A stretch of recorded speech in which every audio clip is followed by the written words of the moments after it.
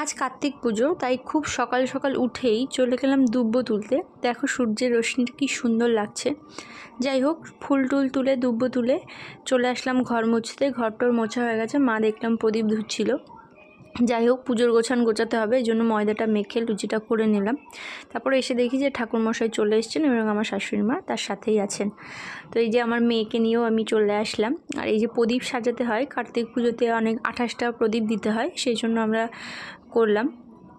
আর আমার মেয়েকে আমি প্রণাম করাচ্ছিলাম, তো ও হাসছিল।